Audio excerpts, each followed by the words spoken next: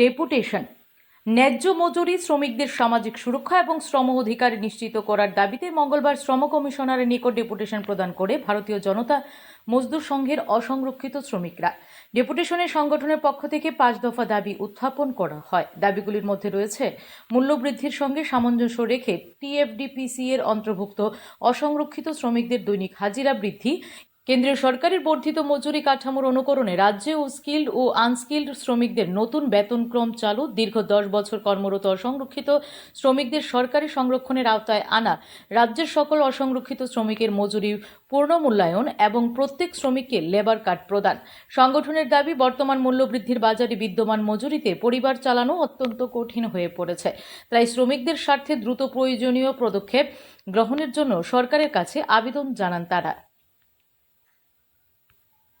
Bureau report, S Bharat live 24 hours.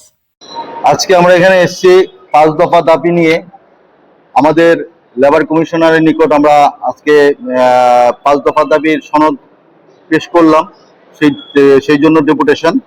আমাদের actually ব্যাপার হচ্ছে অসংরক্ষিত শ্রমিকরা যারা আছেন ত্রিপুরা রাজ্যের, কাষ্ঠশিল্পী, লেবার, দৈনিক হাজিরা লেবার, রাবার থেকে আরম্ভ করে প্রত্যেকের জন্য, নির্মাণ শ্রমিক প্রত্যেকের জন্যই আজকে আমাদের এই ডেপুটেশন দেওয়া।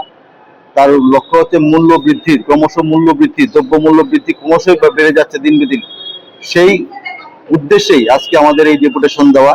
তৎসঙ্গে আছে আমাদের যারা রাবার শ্রমিকরা আছেন তাদেরকে তাদের জন্য এটা মূল্য বৃদ্ধি করা এবং রেডিটে দেওয়া, এবং যারা 10 বছর সুপ্রিম কোর্ট এবং হাইকোর্টের রায় অনুযায়ী 10 বছর যারা অসংরক্ষিত শ্রমিকরা যারা যেভাবে কাজ করে যাচ্ছেন তাদেরকে সরকারি খাতায় অন্তর্ভুক্ত করা, সেই দিকে লক্ষ্য রেখে আজকের আমাদের এই ডেপুটেশন।